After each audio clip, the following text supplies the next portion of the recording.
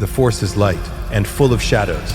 Before we dive in, check the link in the description if you want exclusive Timelines members-only videos you won't find on YouTube, all on our Patreon. The Force does not break. It has never broken, not in 10,000 years of Jedi history, not through wars or fallen empires, or the slow grinding death of an order, but it breaks now, here, on this black volcanic shore. Because what is about to happen cannot be permitted to happen twice.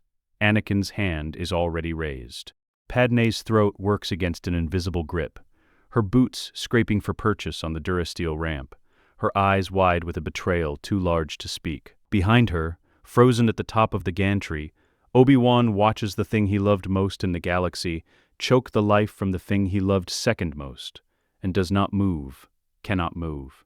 Because grief this total has a way of turning a body to stone. The wind off the lava flats carries ash in long gray ribbons, and somewhere beneath the roar of the volcano, a smaller sound persists. Padmé's strangled gasp, looping over and over, the only sound in the galaxy that matters. Then, the rupture. It is not light, it is not sound. It is a single, mythic tear across the fabric of everything. The cosmic force convulsing like a man waking from the worst dream of his life, and refusing, absolutely refusing, to let it become real a second time. For one suspended instant, the black sand goes white at the edges of Obi-Wan's vision. The lava glow dims to nothing, and the entire galaxy seems to hold its breath around a single decision being unmade. Somewhere far beyond this beach, in temples that have already burned and will now never finish burning the same way twice, the disturbance ripples outward, a shudder felt by every living thing sensitive enough to register it, though none of them will ever know what precisely just happened, or how close the galaxy came to a darkness it will now never have to survive. The yellow boils out of Anakin's eyes like smoke clearing from a window. His hand spasms open. Padmé drops. She gasps, a wet, ragged, living sound, and catches herself against the ramp's railing. Lungs heaving, alive, alive. Anakin's knees buckle beneath him, and he goes down hard into the black sand, and the first thing his body remembers is not Padmé, not Obi-Wan, not even his own name. It is the suit. His hand claws at his chest, fingers digging for a chest plate that was never built in this version of the universe, gasping for the rebreather that doesn't exist, the phantom hiss-clank of a respiratory system he wore for 2 decades. Suddenly, violently absent, he scrabbles at his own ribs like a drowning man finding nothing where the rope should be. The sand is hot beneath his palms, gritty, real in a way that nothing has felt real to him in longer than he can measure. And still his fingers keep searching for plating that isn't there, for the seam where mask met collar, for the weight he has carried so long that its absence registers as a wound rather than a mercy. Where is the suit? Where is the suit? There is no suit. There is only skin and lungs that work on their own, and a heart beating without mechanical assistance for the first time he can remember. Except he does remember, doesn't he? He remembers everything. 20 years of it crammed into a body that has lived through none of it. The memories arrive in no order at all. A sun's face beneath a Death Star's dying light, the particular ache of breathing through a vocoder for the 10,000th morning, a hand on his shoulder that wasn't there until it suddenly, impossibly was. He presses his forehead into the ash and shudders. Obi-Wan moves. He doesn't draw his lightsaber. The thought doesn't even surface. There is no threat assessment, no tactical hesitation, nothing in him but a single animal certainty driving his legs down the ramp toward the man writhing in the ash. He drops to his knees beside him, hands finding Anakin's shoulders, and for one suspended second neither of them speaks, because speaking would require believing this is real. Anakin. Obi-Wan's voice cracks on the second syllable. Anakin's head comes up, his eyes are blue now, properly blue. Tatooine's sky blue, the color they were before any of this began, and they are full of a grief no young face was ever built to hold. I died in his arms. Master, the words land like a physical blow. Obi-Wan's breath catches somewhere behind his sternum. I know, Anakin. His hands tighten on Anakin's shoulders, dragging him forward into an embrace that has no precedent in either of their lives. Jedi do not do this. Did not do this not even in the old days. Not even at the height of their partnership, but there is no Jedi Order left to police the shape of grief. I watched. And then they are simply holding each other, 2 men who watched each other die. One in fire, won by his own blade, 2 decades later on a Death Star walkway, now clutching a body that is impossibly wrongly young again, breathing whole, here. Anakin's hands fist in the fabric of Obi-Wan's robe, like a drowning man finding the rope after all. Obi-Wan's face is wet, and he has not cared about dignity in this moment since before either of them can remember. Around them, the lava continues its slow, churning crawl toward the sea, indifferent to the two men kneeling at its edge. And for a long moment, that indifference is its own kind of mercy. No one and nothing demanding anything of them yet. "You're really here," Anakin says, and it isn't a question. It's a man checking a fact that is too large to simply accept. "So are you," Obi-Wan answers. "Younger than I've seen you and longer than I can count." Anakin lets out something that is half a laugh and half a sob, a sound that has no clean name in any language either of them speaks. He pulls back just far enough to look at Obi-Wan's face, unscarred, uncracked by 20 years of solitary failure. The same face that hovered over him on this same beach once before with something closer to hatred in it than grief. The difference between that memory and this moment is so vast it makes his chest ache. A sound from the ramp breaks the moment open. Padme has pulled herself upright, one hand braced against the rail, the other pressed flat to the swell of her stomach in the instinctive gesture of every frightened mother in the history of the galaxy. Her dark eyes move between the two men kneeling in the volcanic ash, her husband sobbing in the arms of a man he tried to murder 15 minutes ago, and she cannot make the pieces fit. "What?" Her voice is hoarse, bruised from the inside. "What is happening? Anakin. Obi-Wan. Someone tell me what is happening. Who?" Her breath hitches, panic fraying the edges of every word. "Why are you both crying?" Neither of them answers her. It isn't cruelty. It's that there is no answer small enough to give her yet, nothing that wouldn't shatter against the size of what's actually true. And so the silence stretches between the three of them. Padme on the ramp demanding a reality that makes sense, Obi-Wan still gripping Anakin's shoulders like he might vanish if released. Anakin himself staring past both of them now, his gaze drifting toward the ship at her back. The ship, his mind still raw and recalibrating, reaches for the thing his body already knows before his thoughts catch up to it. The bond. The twin presence in the Force he has felt every day for 20 years of memory, and has not once, in this body, in this hour, actually checked. He goes still. Obi-Wan feels it happen. The shift in Anakin's energy from grief to something colder, sharper, edged with a dread that has no bottom. "Anakin," Obi-Wan says carefully. "What is it?" Anakin doesn't answer him either. He's already moving, scrambling up out of the ash on legs that don't fully obey him yet.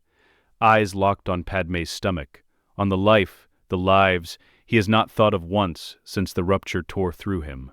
Because there was no room in the first 60 seconds of being human again, for anything but the suit that wasn't there, and the brother he'd killed and resurrected in the same breath. But they're still inside her, two small, fragile sparks in the Force, barely formed, utterly unprotected. And he has spent the last 24 hours of his life choking younglings in a temple hallway, butchering Jedi he'd called friends, strangling the very woman now staring at him in terror from 3 meters away. He doesn't know. He genuinely, gut deep, does not know if he has already killed them with what he's done. If the same darkness that nearly crushed Padme's throat reached deeper than her windpipe, deeper than the body, into the small twin lights still growing inside her. The horror of it rises in him fresh and total, worse somehow than anything that came before, because this is a wound he might have already inflicted, and cannot yet measure. He has spent 2 decades grieving children he watched grow up without him.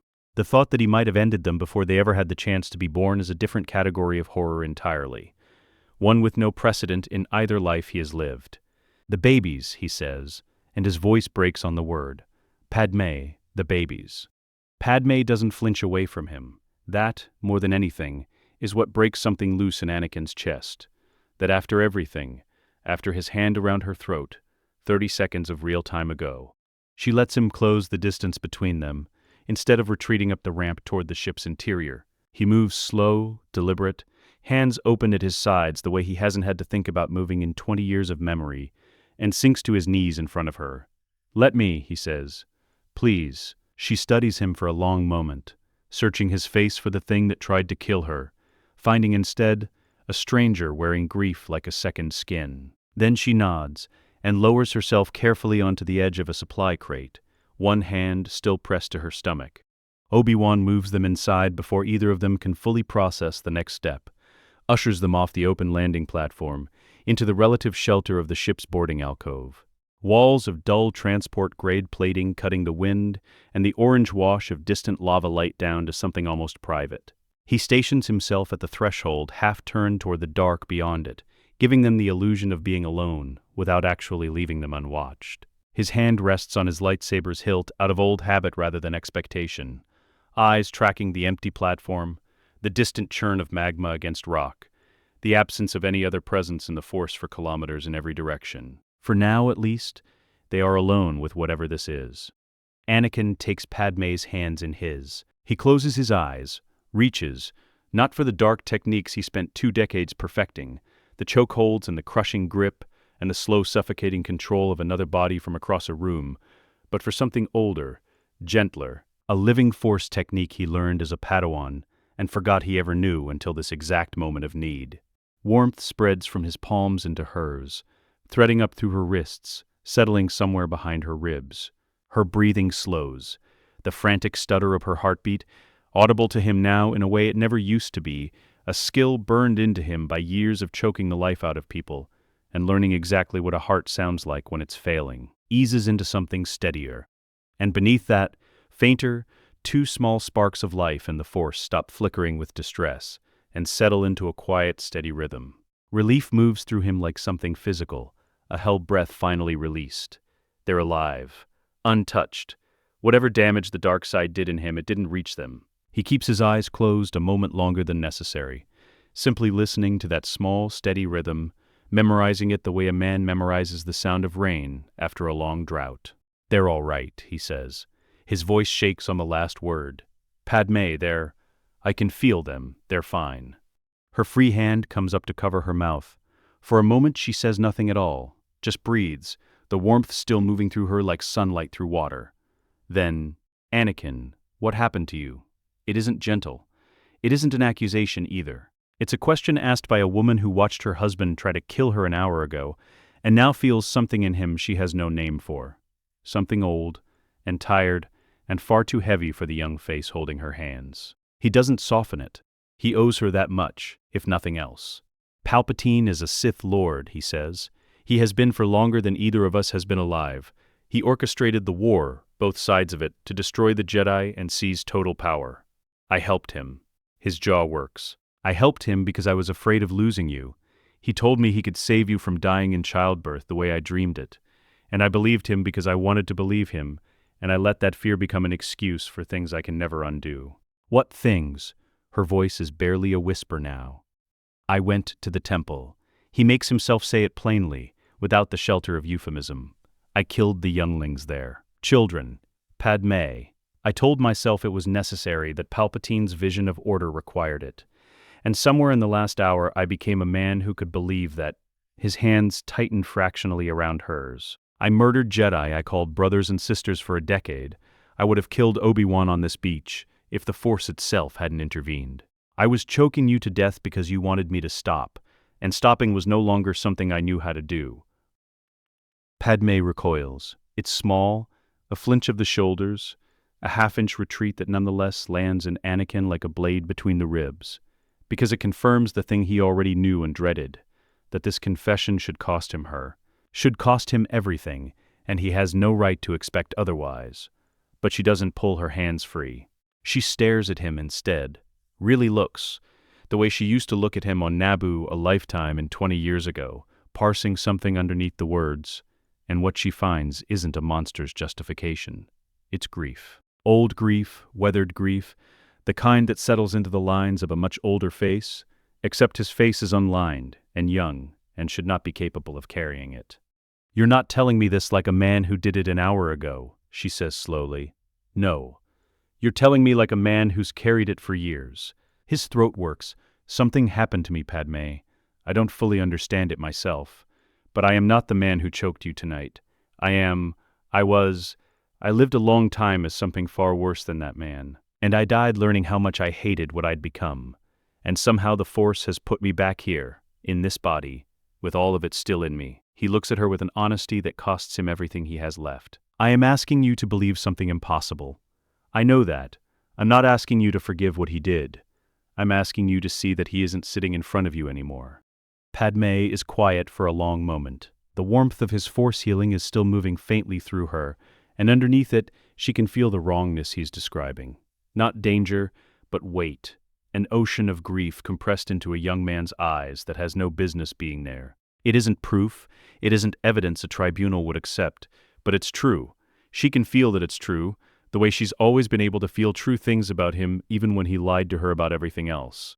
She leans back in. Her forehead comes to rest against his, her hand still folded inside both of his now, and for a moment there's nothing between them but breath and the fading warmth of a wound being closed from the inside. Then earn it, she whispers. Whatever you have to do, earn it. I will, he says. I swear it. Obi-Wan's voice cuts across the alcove, low and urgent, his silhouette gone rigid in the doorway. Anakin. Something in his tone changes the temperature of the room instantly. I feel something else. Closer, colder. Anakin's head comes up, every line of his body already shifting from husband back into soldier. A shuttle, Obi-Wan says, eyes fixed on the dark sky beyond the platform. Inbound from orbit, and I know that presence. How long, Anakin says. Minutes. Obi-Wan hasn't moved from the doorway, his gaze still fixed skyward, tracking a presence only he and Anakin can feel. A cold, patient pressure descending through Mustafar's ash-choked atmosphere, like something settling into place it has already claimed. He's not hurrying. He doesn't think he needs to. He doesn't. Anakin is on his feet now, the last traces of grief folding themselves down into something harder, more useful. 20 years of memory are surfacing fast. Not the war, not the duels, but the specific, granular knowledge of how Chief Palpatine moves through a victory he believes is already won. He's expecting to find a wounded apprentice and a clean political end to the Republic. He'll land light, minimal guard, maybe none at all, because in his mind there's nothing left on this planet that could possibly threaten him. That arrogance is the opening, Obi-Wan says.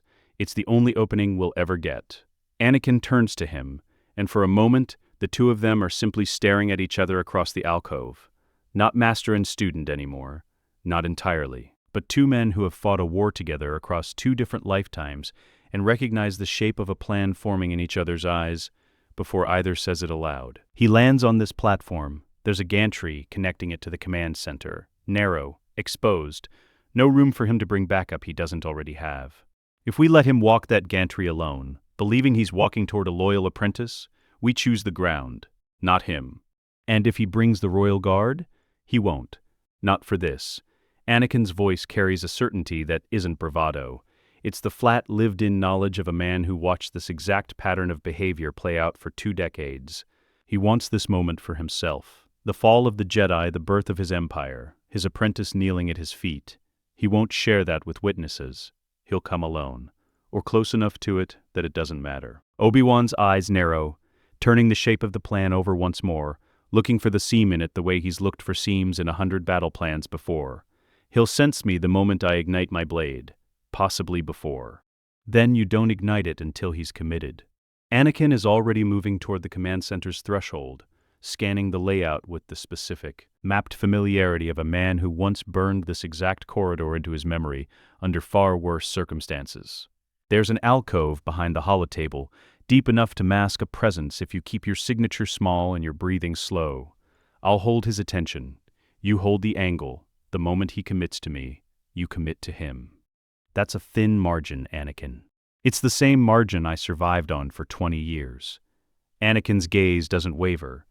I know exactly how he fights when he believes himself unthreatened. I know exactly how long it takes him to recognize a trap once he's standing inside it. We will not get a second chance at this kind of surprise. Not tonight. Possibly not for years. Padmé has risen from the crate, one hand still resting low against her stomach, watching the two of them assemble a battle plan with the same fluency they'd once used to plan supply routes and troop movements. Something in her expression sharpens. Not fear exactly, but the dawning understanding of what comes next. I'm not staying, she says. You are. Anakin turns to her, and the soldier in him recedes just enough to let the husband back through.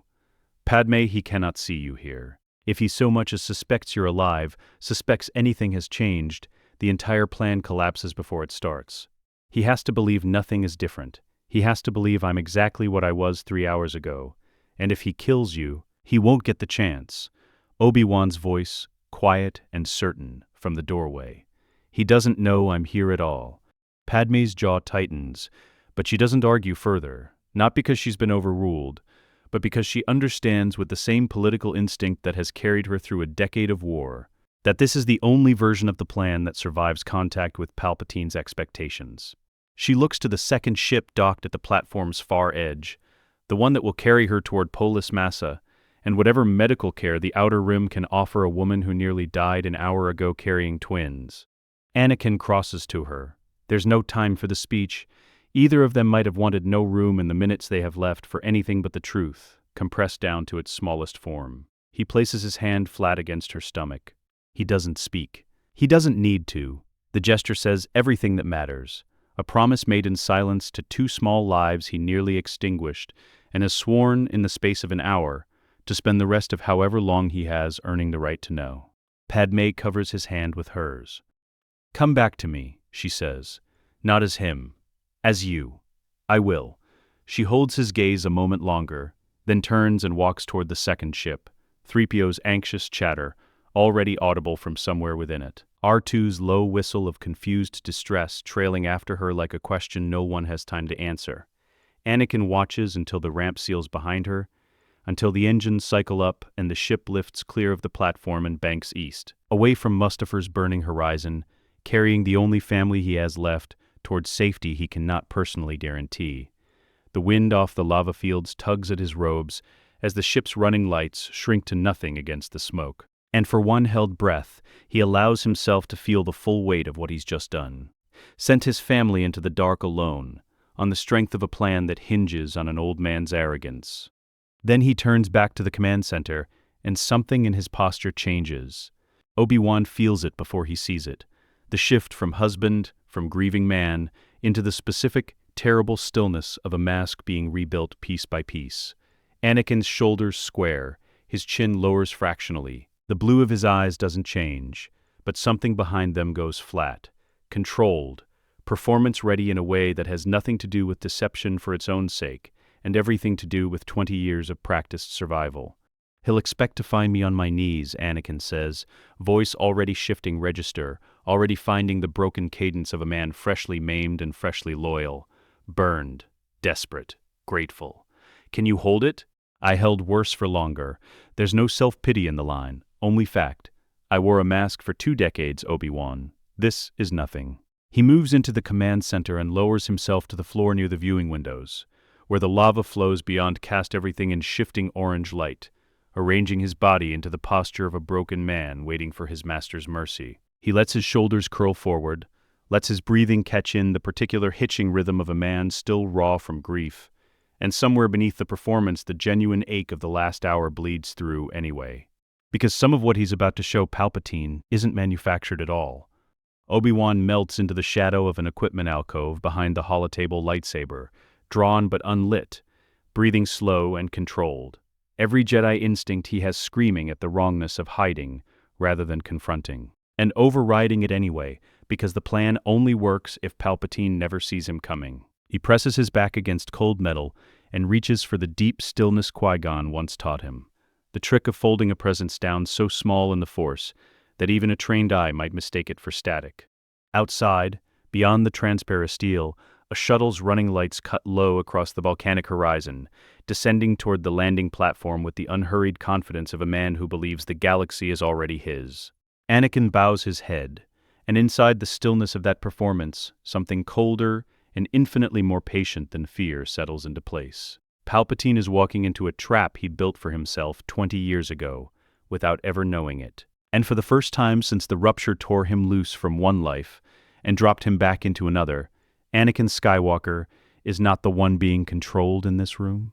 He is the one in control of it. Palpatine walks the gantry alone. Anakin hears him before he sees him, the soft, unhurried tread of a man who has waited 20 years for this exact moment and intends to savor every second of its arrival. No guards flank him, no royal guard, no escort of any kind, because in the architecture of Sheev Palpatine's mind, there is no longer any threat left on this planet worth bringing one. He steps into the command center, and the lava light through the windows paints him in shifting orange, robes immaculate, expression arranged into something almost paternal. My boy, Anakin doesn't lift his head. He lets the silence stretch a beat longer than necessary. Lets Palpatine close the remaining distance, savor the picture of his apprentice broken, and kneeling, and entirely finally his. It is done then. Palpatine's voice carries the particular warmth of a man describing his own triumph. The Jedi Temple burns. The Council is finished. Within hours, every Jedi cell across the galaxy will receive Order 66, and the only ones left standing in this new empire will be you and I, Lord Vader. He savors the name like wine. 20 years of patience, of building both sides of a war no one else could even see, and now he spreads his hands, taking in the volcanic horizon beyond the windows as though it were a throne room already built. Now there is nothing left to oppose us.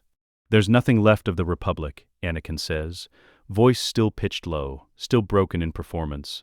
But Padme will be cared for, Palpatine says smoothly. Once she understands, there is no longer any alternative to accept. Anakin rises. It is slow, deliberate, and the moment his eyes lift to meet Palpatine's, they are blue. Clean, steady, 20 years of grief and clarity compressed into a gaze that has nothing left to perform. You're wrong about one thing, Anakin says. There's something else left to oppose you. Palpatine's smile doesn't waver. Not at first. The words register as a glitch, a malfunction in a script he believes he wrote himself, and his eyes narrow with the particular irritation of a man encountering an anomaly he hasn't accounted for in 20 years of contingency planning. What did you say to me? I said you lost. Anakin's voice doesn't rise. It doesn't need to. 20 years of patience, and you missed the one variable you could never plan for. Obi-Wan steps from the shadow of the equipment alcove, lightsaber igniting with a sound like a held breath, finally released. Something in Palpatine's face changes. It isn't fear, not yet, but it is the first crack in 20 years of total certainty, and for one suspended second, the most dangerous being in the galaxy simply stares at the impossible tableau in front of him. His apprentice, standing with clear eyes and a Jedi's posture, and the man he believed dead on a beach somewhere, alive, igniting a blade at his back. Then he screams, and lightning erupts from both his hands at once. It is not the lightning of the original timeline, the contained crackling arcs Obi-Wan remembers from a duel that never happened in quite this configuration. This is larger, wilder, 20 years of restrained patience converted instantly into raw discharge. It slams into the command center's support struts, and the metal screams buckling, sending a shower of sparks across the floor. Anakin and Obi-Wan move as one. It is not two fighters reacting independently. It is muscle memory built across 3 years of war. Obi-Wan's defensive form rising like a wall to absorb the worst of the lightning's backwash, while Anakin closes the distance. His aggressive style driving forward in heavy, committed strokes that force Palpatine backward through the buckling doorway and out onto the catwalks suspended over the lava flow. The heat down here is its own opponent. Superheated air rippling off the molten river beneath the gantry, the metal underfoot groaning with thermal stress. Palpatine's twin lightsabers ignite, crimson blades crossing Anakin's in a shower of sparks, and for 3 exchanges the old Sith Lord proves exactly how dangerous 2 decades of restraint have made him. He is fast. Faster than either of them expected, robes notwithstanding, every strike economical and surgical, probing for the seam between Anakin's aggression and Obi-Wan's defense. He doesn't find one. Obi-Wan's blade catches a strike, meant for Anakin's exposed flank, redirecting it into the gantry railing, and Anakin's counter comes a half-second later, forcing Palpatine 2 steps back toward the edge. You think you understand what you've done. Palpatine's voice has lost its warmth entirely now, gone ragged with effort and fury. You think this changes anything. I have built contingencies within contingencies, boy. The Empire does not depend on this moment. It depends on you being alive to run it, Anakin says, and drives forward. Palpatine's response is not a blade. It is a scream of raw force energy, lightning erupting outward in a wide, indiscriminate arc that collapses an entire section of gantry behind him, molten debris spraying upward from the lava below. Obi-Wan throws himself flat, Anakin's hand catching his collar and hauling him back from the edge as the structure beneath them lurches, groaning, half its support's gone. It buys Palpatine exactly the gap he needs. He is already retreating, already calling on reserves of dark-side power that leave his own skin smoking at the edges. Raw, uncontrolled dark-side energy unleashed in desperation, wounding himself as much as the structure around him. But it works. The chaos of falling debris and superheated air gives him the half-second he needs to vault the gap in the catwalk, robes scorched, face seared along one cheek, and stumble toward the second landing platform where his shuttle still waits. "Cut him off!" Obi-Wan shouts, already moving. They don't make it in time. The shuttle's engines scream to life as Palpatine collapses through its hatch, badly burned, breathing hard, and by the time Anakin and Obi-Wan reach the platform's edge, it is already lifting, banking hard against the volcanic wind, climbing toward the smoke-choked sky and the safety of orbit beyond it. Anakin doesn't chase it. There's nothing left to chase. The shuttle is gone, a retreating ember against Mustafar's endless red horizon, carrying the most dangerous being in the galaxy back to Coruscant alive. Silence settles over the platform, broken only by the distant groan of collapsing gantries and the slow hiss of lava against cooling rock. Obi-Wan lowers his blade. He'll heal, Anakin agrees. And he'll come back smarter, angrier, more careful. He looks down at his own hands, steady, whole, unscarred by the suit that never came to exist. This isn't the end of it. This was never going to be the end of it in one night. "No," Obi-Wan says, "but you're still standing. So am I." And he's running. Anakin looks out at the dying light of the shuttle's exhaust trail, already fading into the smoke above the volcano, and something in his chest settles into a shape he recognizes from a future that, for him alone, has already happened once. "Then this is just the beginning," he says quietly, "of a much longer war than the one we just survived. Polis Massa is gray rock and recycled air and the low hum of medical equipment. And Anakin has never in either of his lives felt more like a man walking toward judgment than he does crossing its narrow corridors toward the room where Yoda waits." The journey here compressed itself into a blur of transit. A borrowed shuttle, Obi-Wan silent at the controls, the asteroid base growing larger against the black until it swallowed them whole. Neither of them spoke much during the crossing. Obi-Wan kept his eyes on the instruments, with the fixed concentration of a man who needed something simple and mechanical to occupy his hands. And Anakin sat in the co-pilot's seat, replaying, over and over, the specific weight of Yoda's presence, the one time he met it in a future that no longer technically exists, the ancient master's grief at Order 66's reach, the long silence after Vader's mask came off aboard the second Death Star, words spoken to a dying old friend that this version of Yoda has not yet earned the right to hear. None of that matters now. What matters is the door ahead of him and the small, ancient presence on the other side of it that he can already feel sharpening in the Force like a blade drawn from its sheath. Obi-Wan touches his shoulder before they enter. "Let him see you before you speak." The door opens. Yoda stands at the center of a sparse medical bay, Bail Organa a still, watchful presence near the wall. And the moment Anakin crosses the threshold, the old Jedi Master's ears flatten back and his hand closes around his lightsaber. "Skywalker," Yoda says, and the name comes out like an accusation carved from 900 years of grief. "Sense your presence, I do. Wrong it feels. Twisted. Master Yoda," Obi-Wan starts. "Speak you will not, Obi-Wan, until understand I do what stands before me." Yoda's eyes, ancient and merciless, fix on Anakin without blinking. "Felt this one's fall? I did. Across the galaxy, felt it, younglings crying out, extinguished one by one. That darkness, in this room, I feel it still." "You're right to feel it," Anakin says. He doesn't flinch from the accusation. He has earned every syllable of it, and pretending otherwise now would be its own kind of lie. He lowers himself to his knees on the cold metal floor, slow and deliberate, and reaches to his belt. His lightsaber comes free. He sets it on the ground between them, not thrown, not surrendered under duress, but placed there with the careful precision of a man handing over the only thing he has left to offer as proof. Yoda's hand does not leave his weapon. A trick, this could be. A new mask, worn by a different name. "It could be," Anakin agrees.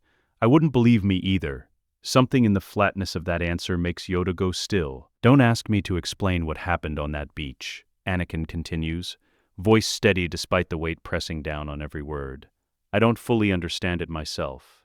I died once, Master Yoda. Years from now, in a future neither of you have lived yet, redeeming everything I'm about to spend the rest of my life redeeming now. The Force put me back. I don't know if I deserve it. I only know what's true inside me, and you're the one being in this galaxy who can actually feel whether I'm lying. Yoda's grip on his weapon doesn't loosen, but his eyes narrow, not with suspicion now, but with the particular focus of 900 years spent reading the deepest currents of the Force. The silence stretches. It is not comfortable silence. It is the silence of an old, exacting mind, sifting through layers of presence the way a miner sifts through rock for the one vein that matters. And Anakin holds himself perfectly still beneath it, offering nothing but the truth of what he is, and letting that truth speak for itself in a language no words could manage. Behind him, Obi-Wan does not move either, his own presence pulled small and quiet, an observer rather than an advocate, because he understands, better than anyone else in this room, that nothing he says now will carry the weight of what Yoda alone can sense. What Yoda finds is wrong in a way he has never encountered. A young man's signature, vibrating with a grief that has no business living in a body, this new, old grief, weathered grief, the specific ache of a soul that has carried guilt for decades and only just set down a portion of its weight. There is no corruption left in it, no darkness coiled beneath the surface waiting to strike. Only sorrow, and beneath the sorrow, something that might, with great effort and greater time, become peace. Yoda's hand falls away from his lightsaber. Wrongness, I feel, he says slowly, but not the wrongness I expected. An old man's grief, this is, trapped inside skin too young to hold it. His ears lower, not in aggression now, but in something closer to sorrow of his own. How this came to be, explain you cannot. Accept this, I am not certain I can either. You don't have to accept all of it tonight, Obi-Wan says quietly. Only enough to let him stay. Bail Organa, silent until now, finally speaks from his place against the wall, his voice carrying the careful calculation of a man already 3 steps ahead, already weighing what this means for the resistance he intends to build. If what you say is true, General Skywalker, you may be the single greatest asset the galaxy has left against the Emperor. Knowledge of his methods, knowledge of what's coming. His gaze sharpens. That's not nothing, Master Yoda. Asset, he may be, Yoda says. Trust, that is a different thing entirely. With respect, Master Yoda, Bail says, choosing his words with the precision of a man who has spent 2 decades learning exactly how much weight a sentence can carry in front of the wrong audience. Trust is a luxury we may not have time to extend slowly. Palpatine is alive. Wounded, perhaps, but alive. And every hour we spend deciding whether to believe this man is an hour he spends consolidating what's left of his empire. Patient Senator has served the Jedi Order longer than your republic has existed. Yoda's eyes don't leave Anakin. But agree with you, I do that time we do not have in abundance. He looks down at Anakin, still kneeling, still offering nothing but the bare truth of himself. And something in the old master's posture shifts. Not forgiveness, not yet, but the suspension of judgment long enough to let the next chapter begin. A Jedi you are again, Yoda says finally, each word deliberate, final, weighted with everything it costs him to grant it. But earn their forgiveness you must. The sentence lands in the room like a stone dropped into still water.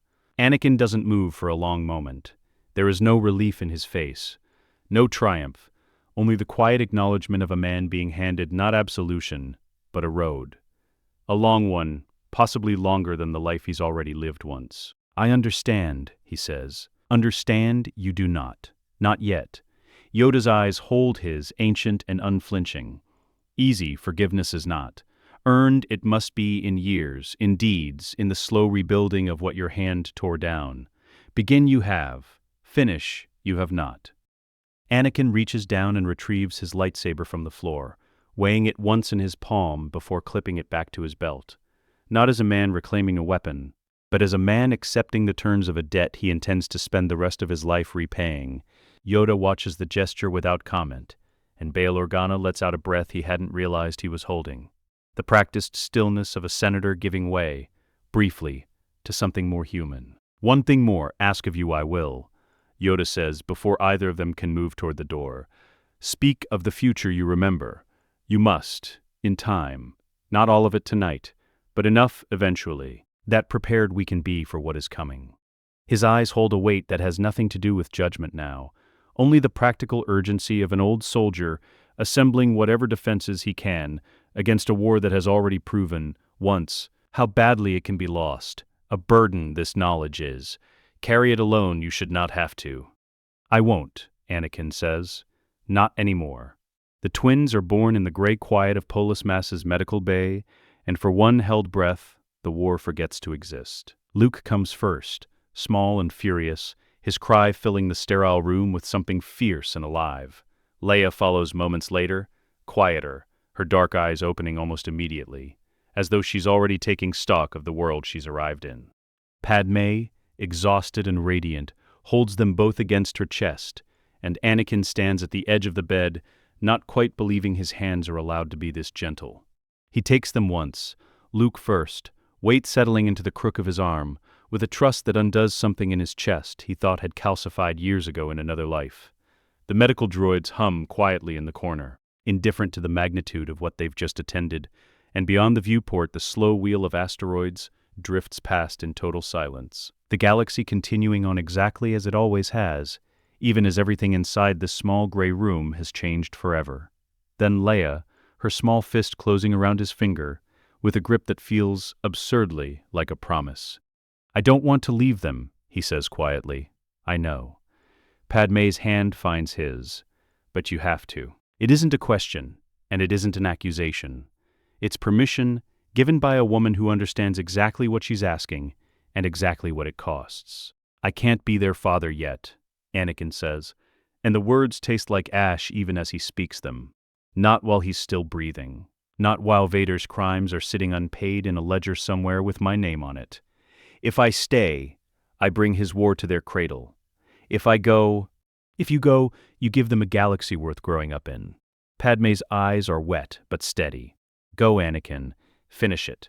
Come home when there's nothing left to come home to but us. He kisses Luke's forehead, then Leia's, and hands them back to their mother with hands that are shaking for the first time since the rupture tore him loose from his old life. He lingers a moment longer than he needs to, memorizing the small sounds of them, Luke's restless fists, Leia's quiet, watchful breathing, because he knows, with the particular certainty of a man who has already lived through one long war, exactly how many months it might be before he holds either of them again. What follows compresses into motion. Months fold into each other, a war room built in the hollowed-out belly of a converted freighter, star charts and imperial frequency logs spread across every surface, Bail Organa's quiet political machinery working in parallel with the blunt. Surgical violence of the strike team taking shape around Anakin, Obi-Wan, and Yoda. Anakin's knowledge becomes the team's spine. He knows Imperial garrison codes that won't exist for another 3 years.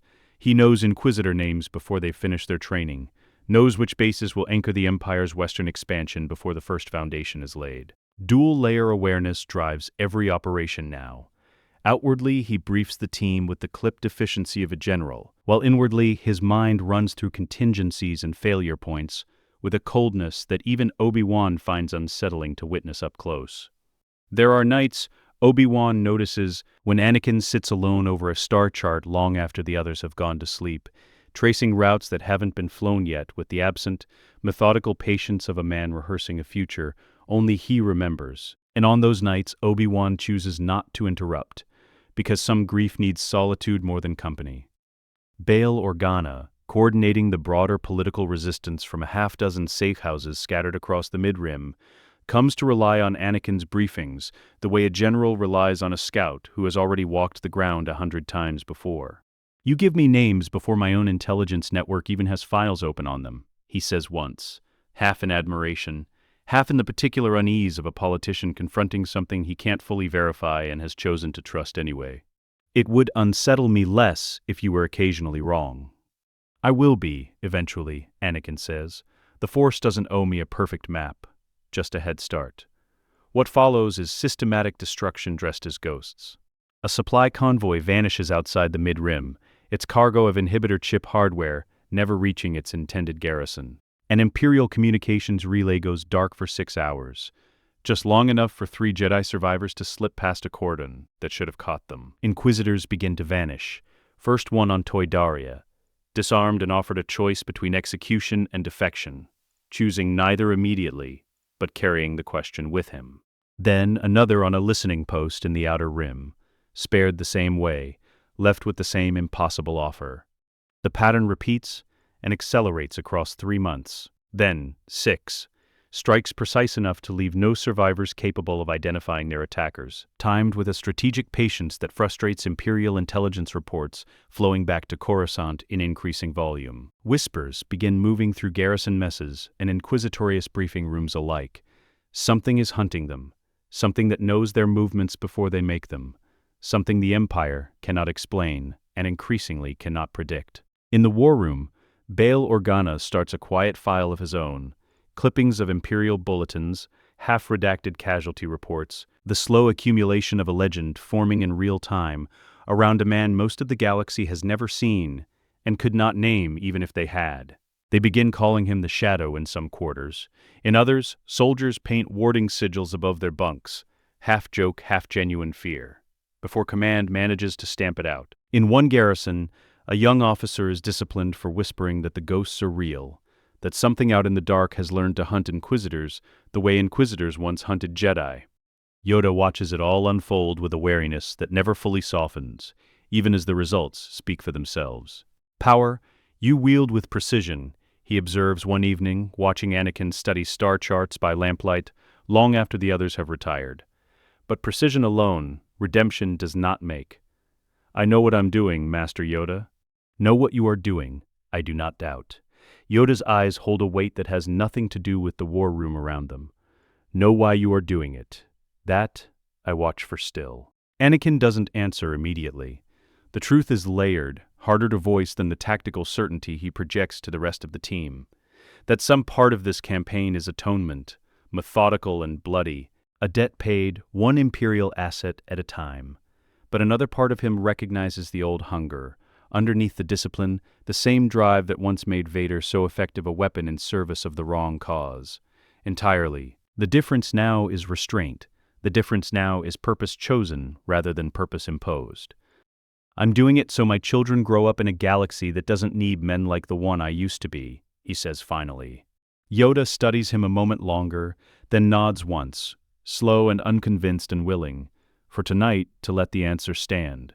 He turns back toward the viewport, small hands folded behind him, and says nothing further, but the set of his shoulders carries the particular patience of a teacher who intends to keep asking the same question for as long as it takes to get an answer he fully believes.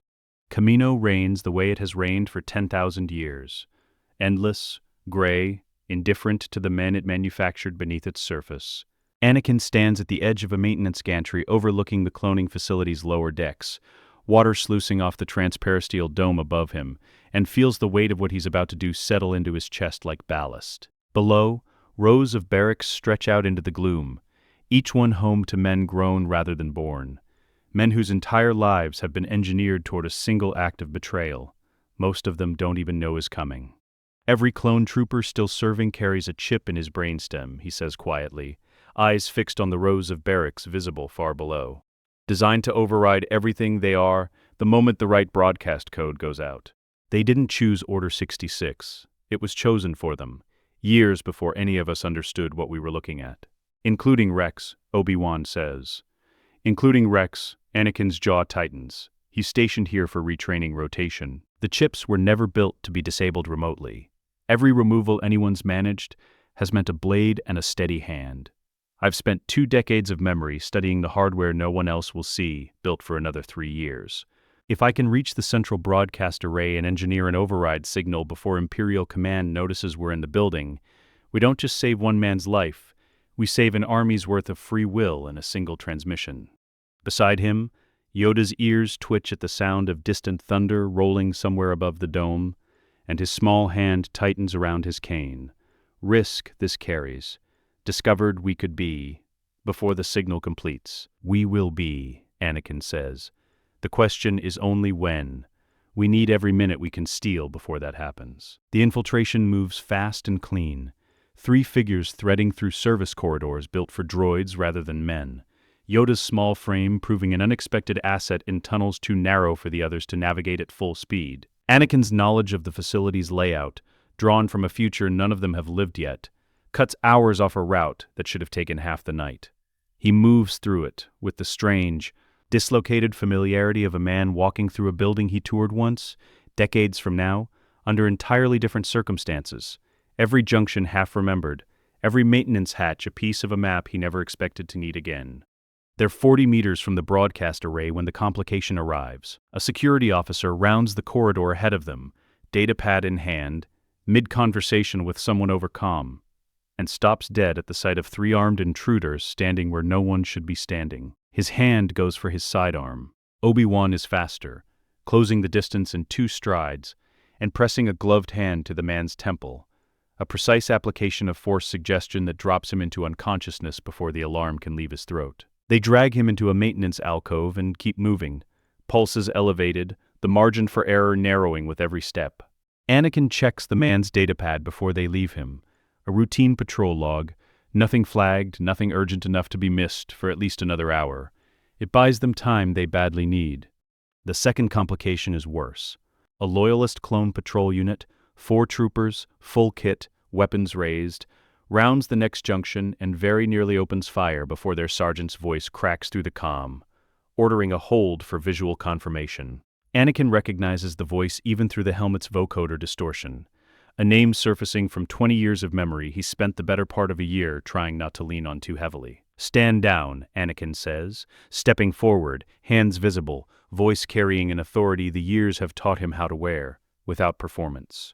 "We're not your enemy. You're not cleared for this sector." The sergeant doesn't lower his weapon. "Identify yourselves. We're here to give you back something that was taken from you before you ever had a chance to know it was gone." Anakin holds the man's masked gaze. "There's a chip in your brainstem. You felt it. A pressure sometimes when certain words come over comm that don't quite make sense to you. You've told yourself it's nothing." The trooper's weapon doesn't move, but something in his posture shifts. "How do you know that?" "Because I've spent my life learning things I shouldn't know yet." Anakin's voice softens, the war room coldness giving way to something closer to grief. "Give me 10 minutes. If I'm lying, you can do whatever you think is right afterward.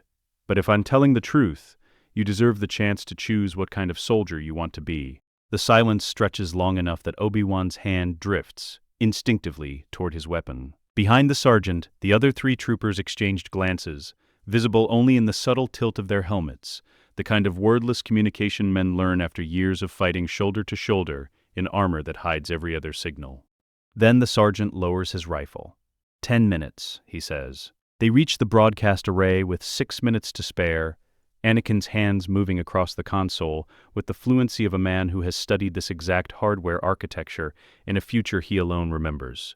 Yoda stands sentinel at the doorway, ears flattened, listening for footsteps that haven't come yet.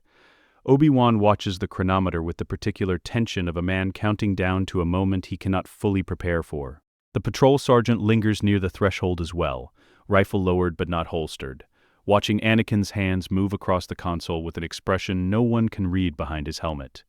Lines of code scroll past faster than the room's old terminal was ever built to display.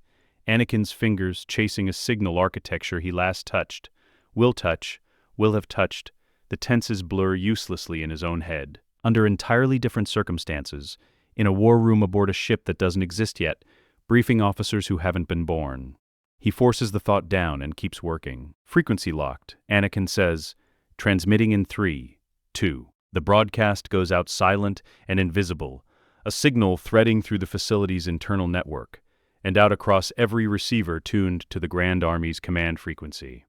Somewhere in the barracks below, Rex feels it happen. It is not pain, it is the opposite of pain. A pressure he has carried in the base of his skull for so long, he stopped registering it as pressure at all, simply as the texture of his own mind, and then, between one breath and the next, it is gone. The silence where the pressure used to live is so total it nearly buckles his knees. He sits down hard on the edge of his bunk, breathing as though he's just surfaced from deep water, and for the first time in his entire life he cannot feel anything in his own head that doesn't belong entirely to him.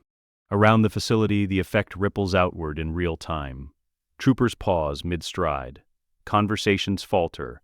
In barracks and corridors and training yards across Kamino's lower decks, a generation of men manufactured for obedience feel something lift from the architecture of their own minds that they never knew was there to begin with. And the silence that follows is its own kind of revelation. The patrol sergeant outside the broadcast room goes rigid, one hand rising slowly to the side of his helmet. "It's gone," he says, voice raw with disbelief. "Sir, whatever that was, it's gone." "It's not coming back," Anakin says.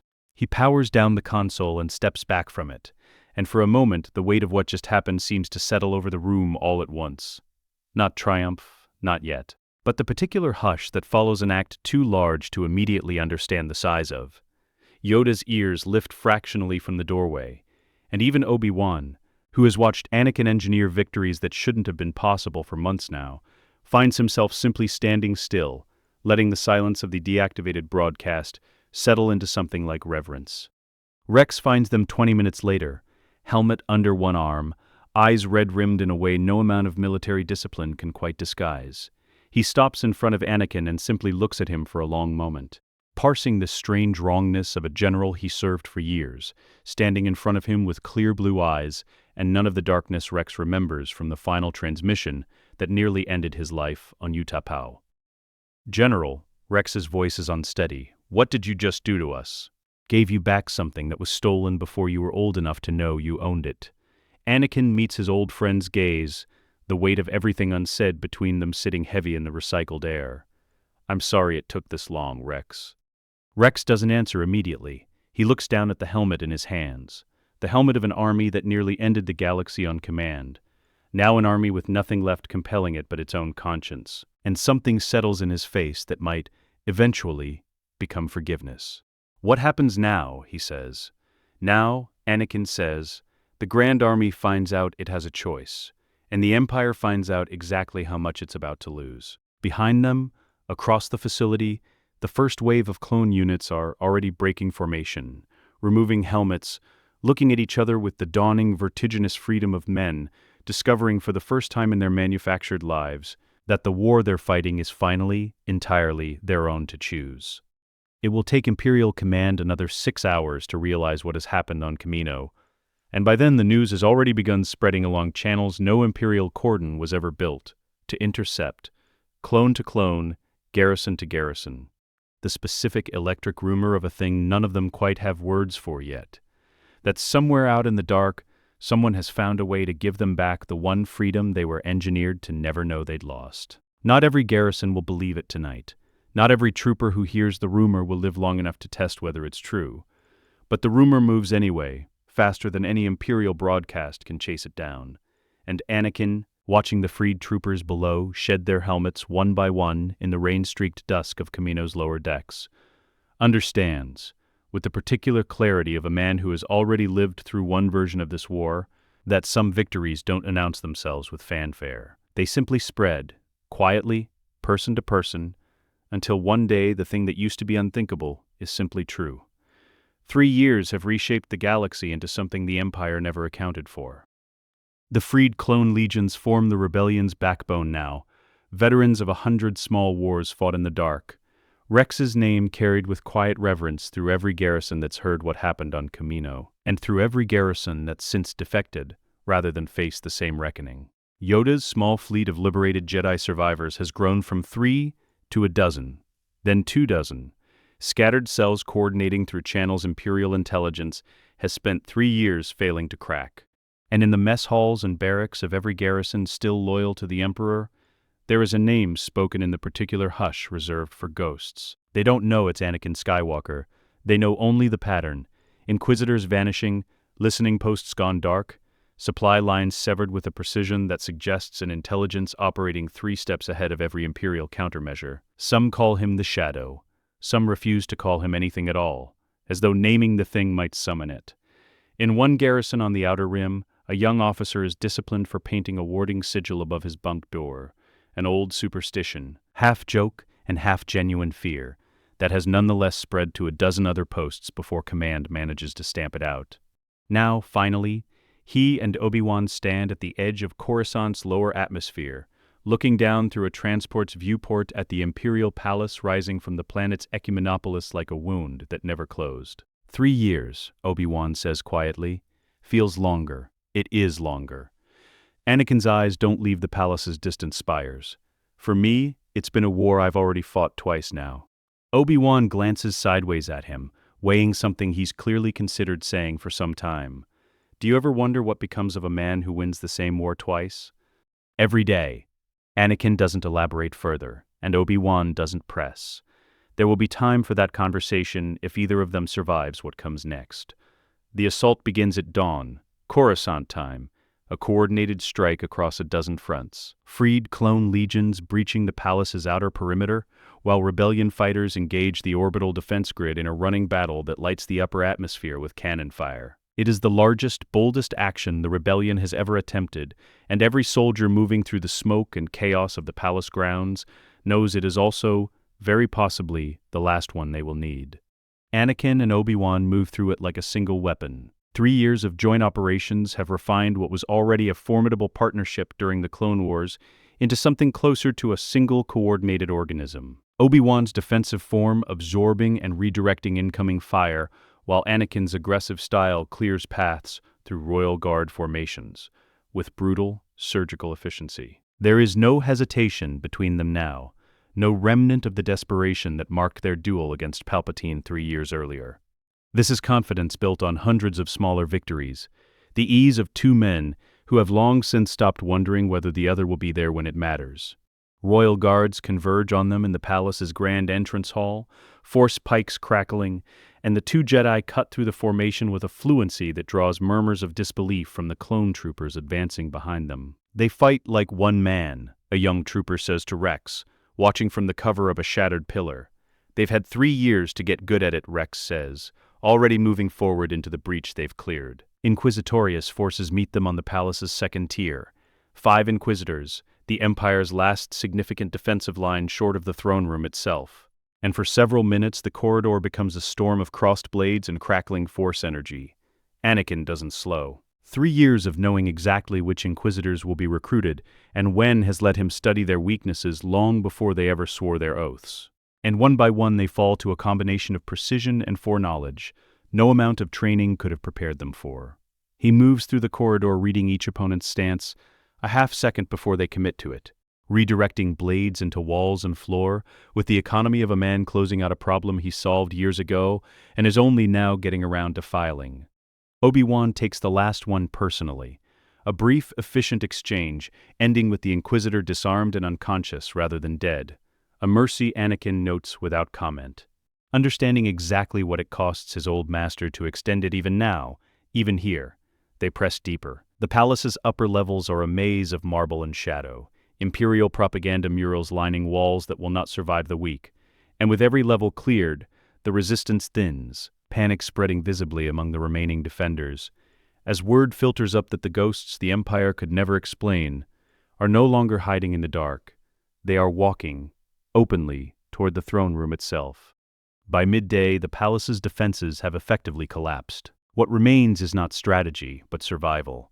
Scattered pockets of royal guards and administrative staff fleeing through service corridors as the rebellion's forces secure level after level below them. In a side chamber, off the third tier, Rex coordinates the mop-up with the same flat efficiency he once brought to 1,000 smaller battles, directing freed legions toward choke points Anakin mapped out months earlier from a war room aboard a converted freighter, corridors that won't be built this way for another decade in any future Anakin remembers. Except that here, in this telling, the architecture has already been studied, anticipated, exploited. Command centers secured, Rex reports over comm, voice carrying the particular calm of a soldier who has stopped being surprised by how often the plan simply works. No sign of additional inquisitorious reinforcements. Looks like we caught them stretched thin across every front at once. That was the idea, Obi-Wan says, pausing at a junction long enough to take the report before pressing on. A young trooper jogs up alongside them, helmet tucked under one arm, face flushed with the particular exhilaration of a soldier who has just survived something he expected to die in. General Kenobi, sir, the Western Wing's clear. Civilian staff are being processed for evacuation. No casualties on our side past what we already logged at the breach point. Good work, Obi-Wan says, and means it, though his eyes never stop tracking the corridor ahead. The long climb still left between this small mercy and the larger reckoning waiting above them. Anakin and Obi-Wan move through the chaos, with a singular focus that excludes everything but the one objective that has driven 3 years of careful, brutal preparation. The throne room doors rise before them at last, towering, sealed, the last barrier between this moment and the end of everything that began on a beach of black volcanic sand 3 years ago. Obi-Wan ignites his lightsaber, the blue blade casting steady light across his face. "This is it," he says. Anakin draws his own blade, the hum of it settling into something almost peaceful after the chaos of the assault behind them, a stillness that has nothing to do with calm and everything to do with absolute, total focus. "He's in there," Anakin says. "I can feel him, wounded, diminished, but not finished. 3 years of healing," Obi-Wan says. "He'll be ready for us." "He's been ready for us since the day we left him alive on Mustafar." Anakin's eyes find his old masters, the weight of everything that has led to this single threshold passing between them without need of further words. But so have we. Outside the throne room doors, the sounds of battle continue to echo through the lower levels. Shouted orders, blaster fire, the distant collapse of a structure giving way under 3 years of accumulated pressure, finally breaking loose all at once. Inside, beyond the towering durasteel, the man who orchestrated the fall of the Republic and the slaughter of the Jedi Order waits in the seat of power he spent 2 decades building, scarred, diminished, but the single most dangerous being either of them has ever faced. Anakin places his palm flat against the door's control panel. It hisses, beginning its slow mechanical rise. "No room left to retreat," Obi-Wan murmurs, blade raised, eyes fixed on the widening gap of darkness beyond the doors. "There never was," Anakin says. "Not since the moment I woke up on that beach." The doors continue to open, light from the corridor behind them spilling forward into the throne room's waiting dark, and somewhere beyond that threshold, a presence both of them know better than any other in the galaxy stirs awake to meet them. The throne room is dark, lit only by the bruised orange glow of Coruscant's smog-choked sunset bleeding through floor-to-ceiling windows, and Palpatine sits waiting at its center like something grown into the chair rather than seated in it. 3 years have not been kind to him. The left side of his face is a ruin of scar tissue from the fight that nearly killed him on Mustafar. His hands, when they finally rise from the armrests, showing the same mottled damage, and yet none of it diminishes the cold, patient malice radiating off him as Anakin and Obi-Wan step through the threshold, side by side. Behind them, the doors continue their slow grind upward, and then stop, leaving a wide rectangle of corridor light cutting across the throne room's marble floor, like a blade laid flat between predator and prey. "My boy," Palpatine says, and his ruined voice still carries that same paternal warmth, twisted now into something grotesque. "You've grown skilled in your rebellion. I almost admire it." "It's over," Anakin says. "Is it?" Palpatine rises slowly, robes pooling around him like spilled ink. "You stand here believing you've already won, and yet you haven't asked yourself the only question that matters." His eyes, yellow and patient, fix on Anakin with surgical precision. "How many died in the temple that night because of you?" "Not me. You. Your hand on the blade. Your choice, in the end, however briefly you held it." Anakin's jaw tightens, but he doesn't answer. "They cry out to you still, don't they?" Palpatine's voice drops, intimate, almost gentle. "In whatever quiet moments your war allows you, the younglings, their faces, you've spent 3 years building an army of redemption, and not one act of it erases what your own hand did in that hallway." He takes a slow step forward, favoring his scarred leg. "I am the only one in this room who has never asked you to be anything other than what you are. Come back to that truth, Anakin. The guilt ends the moment you stop pretending it isn't yours to keep." The words land exactly where they're aimed. Anakin's grip on his lightsaber doesn't waver, but something in his eyes does. 3 years of carefully built discipline meeting the one wound that is never fully closed. The specific horror of small hands and smaller voices that no number of liberated clones or dismantled inquisitors has ever quite balanced out. He has fought this exact ache in the quiet hours of 100 different nights, has learned to carry it the way a soldier learns to carry an old wound that never fully sets. But Palpatine has a gift for finding precisely the angle that makes an old wound feel freshly opened, and for one long, Suspended moment, Anakin says nothing at all, caught between the man he spent 3 years becoming and the truth of the one night he can never undo. He's wrong, Obi-Wan says quietly, stepping half a pace forward, his presence a wall raised not against a blade but against something more dangerous. Anakin, look at me. Anakin doesn't look away from Palpatine. You've spent 3 years atoning for a single night of darkness, Obi-Wan continues, voice steady, certain, carrying the full weight of everything he has watched his old apprentice carry, without complaint since a beach on Mustafar. He wants you to believe that debt can never be paid, because an unpayable debt is a leash he can still pull. But I've fought beside you for 3 years. I've watched what you've built instead of what you destroyed. His eyes don't leave Anakin's face. He is my brother, and he is a Jedi. The words settle into the room like something solid. Anakin's breath catches. Something in his posture changes. Not the collapse Palpatine was reaching for, but its opposite. A settling, a hardening.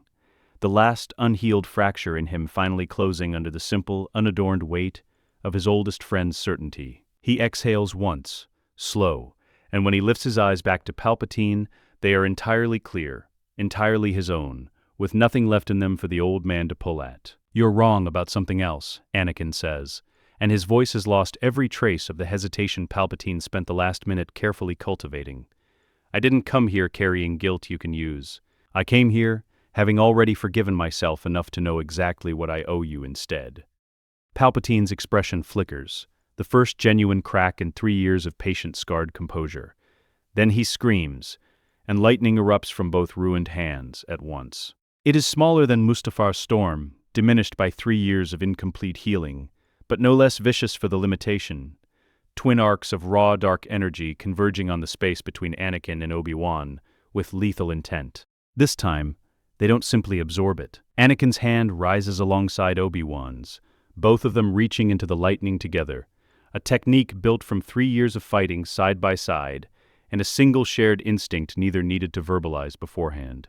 Catching the discharge, redirecting it, channeling raw, destructive force back along its own path rather than merely surviving its passage. Palpatine's scream changes register as his own lightning rebounds against him.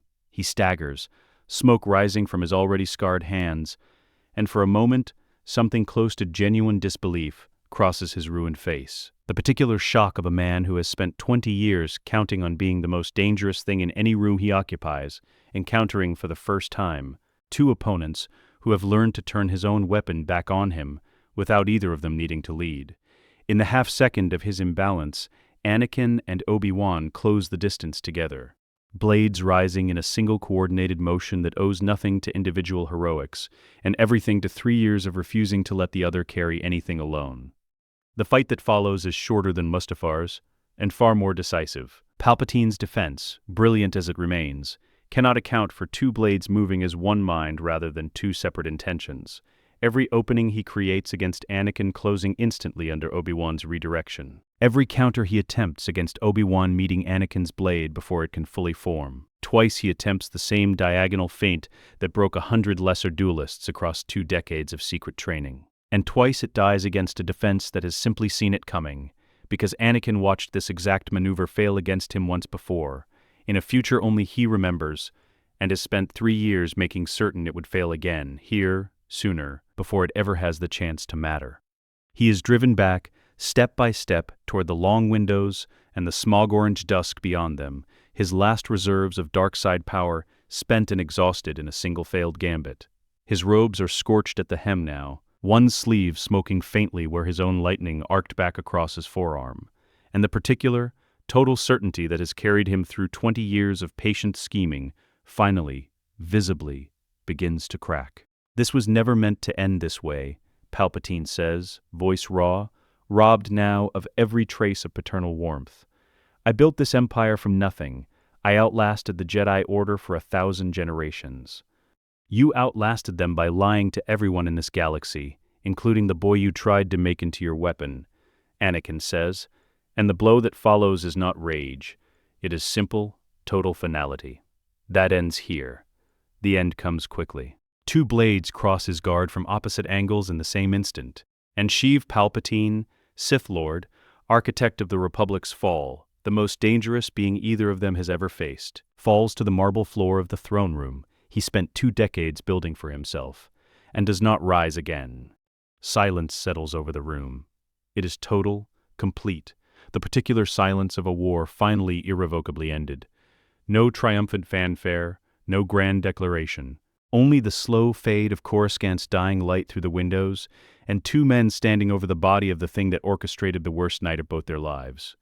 Obi-Wan lowers his blade first. "It's done," he says. Anakin looks down at Palpatine's still form for a long moment, searching himself for the satisfaction he expected to feel, and finding instead only a vast, quiet emptiness where 20 years of war used to live.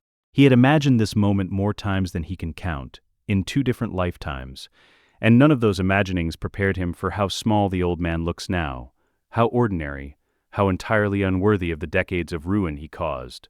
"It's done," he agrees. Outside, far below the palace's shattered upper levels, the sounds of battle are already fading into something else, confusion giving way to celebration. The rebellion's forces realizing in real time that the war they've fought for 3 hard years no longer has an enemy left standing to fight. Distant cheers begin to rise through the broken windows, carried up from the palace grounds on the smoke-thinned evening air, and for a moment the sound of it seems to come from somewhere very far away, as though the celebration belongs to a different galaxy than the quiet. Exhausted, one the 2 of them are standing in. Anakin extinguishes his blade. The throne room falls fully quiet, the body of the Sith at their feet, the only remaining evidence of everything it took to reach this single, unremarkable silence. And for the first time since a beach on Mustafar 3 years ago, there is nothing left ahead of either of them but the long, uncertain work of peace. The political work of rebuilding a galaxy takes months, but it does not take the story's full attention. The Senate reconvenes under Leia Organa's careful stewardship within weeks of Palpatine's death. The Empire's hollow architecture dismantled piece by leaders who remember, however imperfectly, what the Republic was supposed to stand for before fear corrupted it. Old committees are reconstituted under new names. Imperial governors who served out of fear rather than conviction are quietly absorbed back into the fledgling administration. Vetted and watched, but not discarded, because Bale understands, better than most, that a galaxy this large cannot be rebuilt by punishing every hand that once, reluctantly, signed an imperial decree.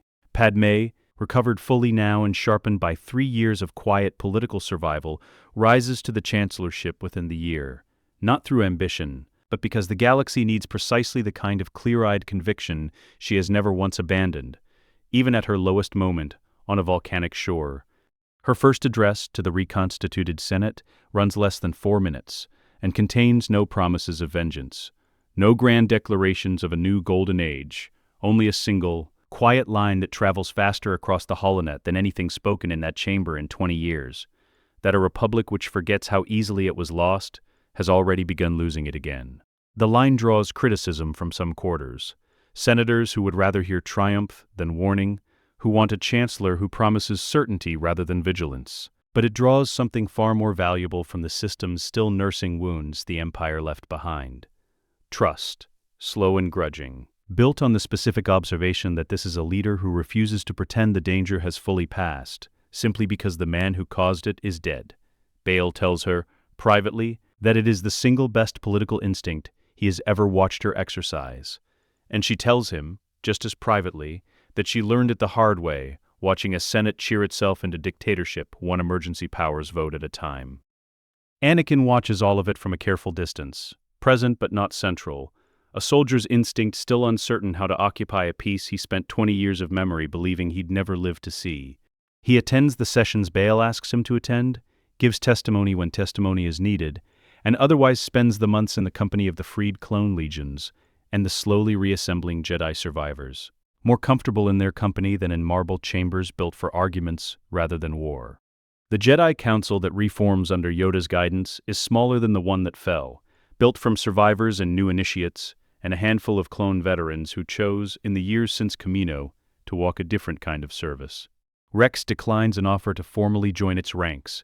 He isn't force-sensitive, never will be, and has no illusions about what kind of service suits him best, but he sits in on its early meetings anyway, at Yoda's specific invitation. A soldier's perspective the old council never had, and in hindsight badly needed. It is to this council that Anakin finally comes, 3 years to the day since he knelt on Polis Massa and surrendered his lightsaber for the first time. Yoda receives him in a sparse new chamber, sunlight from Coruscant's restored skyline falling warm across the floor. "Long has it been," Yoda says, "since I asked you to earn forgiveness you could not yet claim." "I remember every day of it," Anakin says. "Know this, I do." Yoda studies him for a long moment, the same searching focus he turned on Anakin in that first desperate hour on Polis Massa, except now what he finds is no longer wrongness layered beneath grief. Only a man who has spent 3 years proving deed by careful deed that the road he was given was walked in full. He thinks of Camino, of Toydaria, of 100 smaller rooms where this same young man chose mercy over the easier cruelty his old training would have offered freely. Earned it. You have. Pardon you? This council does. A Jedi, fully, you are again. There is no fanfare to the moment, only the quiet settling of something that has waited 3 years to finally land. Anakin bows his head, and for once the gesture isn't performance. "There is one more thing," Yoda says, before Anakin can rise. "A question I have carried since Polis Massa. Tell me, will you, what road comes next? The council you could serve, a teacher you could become, or I go home," Anakin says quietly. "Master Yoda, I've spent 3 years being a soldier, and 3 years before that in a life that no longer exists, being something far worse than a soldier. I don't know what kind of Jedi I'll make in peacetime, but I know what kind of father I want the chance to try being." Yoda's ears lift, something almost like warmth crossing his ancient face. Wisdom, that is. More wisdom than I expected from the boy who once burned with impatience to leave this order behind entirely. He taps his cane once against the floor, a gesture of quiet finality. "Go then. Earned that too you have." The garden on Naboo weeks later is exactly as he remembers it from a future that technically never happened to this version of the galaxy. Sun-warmed stone, the lake's surface catching afternoon light, the particular hush of a place built for peace rather than war. Padme walks ahead of him along the path. Chancellor's robes traded for something simpler today, and at the garden's far end, 2 small figures break into a run the moment they see him. Luke reaches him first, full of the fearless momentum only a 3-year-old possesses, and Anakin drops to one knee just in time to catch him. Leia arrives a half-second later, more deliberate even now, studying her father's face with the same searching directness her mother has always carried. "You came back," Luke says, as though confirming a fact he'd never fully trusted until this exact moment. "I told you I would." Anakin's voice catches on the words. "I'm sorry it took so long. Mama said you were finishing something important." "I was." He looks between them, the weight of everything he nearly cost them settling into something gentler now. Not absolution exactly, but the quiet, earned beginning of a life he spent 20 years of memory believing he'd forfeited entirely. "It's finished now." Leia studies him a moment longer, her small hand still gripping his sleeve, and asks the question with the same unflinching directness that will, in a different telling of the story, one day make her a formidable senator in her own right. "Are you going to leave again?" "No." Anakin meets her eyes and means it with every part of him that has anything left to give. Not for anything. Not ever again. She seems to weigh the answer for a moment, the way only a very small child weighing a very large promise can, and then, apparently satisfied, lets go of his sleeve and reaches instead for his hand, threading her small fingers through his, with the simple confidence of a girl who has decided, for now, to believe him. Padme settles onto the garden bench nearby, watching the 3 of them with an expression that holds the particular exhaustion and joy of a woman who has spent years fighting for exactly this unremarkable afternoon. Anakin catches her eye over the twins' heads, and something passes between them that needs no further words. 3 years of separate burdens finally, fully set down in the same place at the same time. Obi-Wan watches from a balcony above the garden, robes loose in the warm Naboo breeze, a cup of tea cooling forgotten in his hand. He has seen this man die twice now, once on this same world's neighboring system, in a future erased the moment the cosmic force tore everything loose, and gave them both this second chance, and once, 2 decades into a future Anakin alone remembers, in the act of finally choosing the light. He has spent 3 years refusing to let either death define what came after, And watching Anakin now, kneeling in the grass with his children's small hands gripping his sleeves, Obi-Wan feels something settle in his own chest that has been unsettled since long before either of them understood what they were fighting for. The brother he refused to abandon, twice now, is finally fully home. He doesn't go down to join them.